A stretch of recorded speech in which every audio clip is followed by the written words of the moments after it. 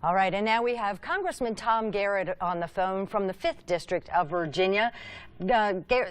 Congressman, thank you for joining us tonight. It's my pleasure. Thank you for having me. First off, what is your biggest takeaway from tonight's State of the Union address?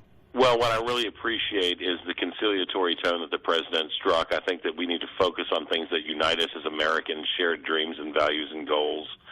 Understand that saying America first doesn't mean that we don't care about other people in the world, but that the responsibility of the federal government of the United States is to look out for the citizens of the United States. And I think it was timely, and I think he did a very good job.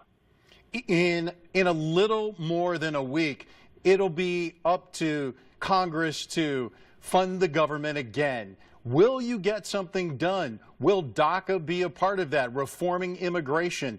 Is it possible to make this happen without shutting down the government again?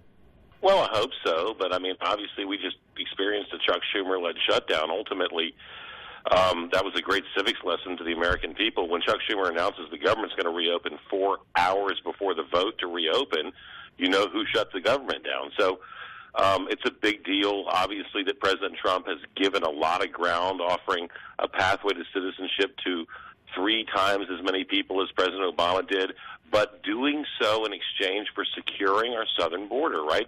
The definition of insanity is doing the same thing again and again and expecting a different result. We need to secure our border, and yes, then we can address the existential reality that is the existence of people who were brought here in some cases as children. But let me point out, and I think the president did so far more articulately than I can, that we haven't defined what a child is under DACA. If you're 17 years, 364 days, and you come here of your own accord and join MS-13, you're treated the same way as somebody who's brought here as an infant, and that's sort of silly. But look, if we secure the southern border, then we don't have to circle back and do this again and again. We did this in '86. We sort of touched on it in the 90s. Let's solve this problem by securing our southern border, and let's focus on working-class Americans who have dreams just like everyone else in the world, as the president again said tonight. All right. Congressman Garrett, we appreciate you taking some time out to answer our questions. My honor, and God bless and Godspeed to you guys. Have a great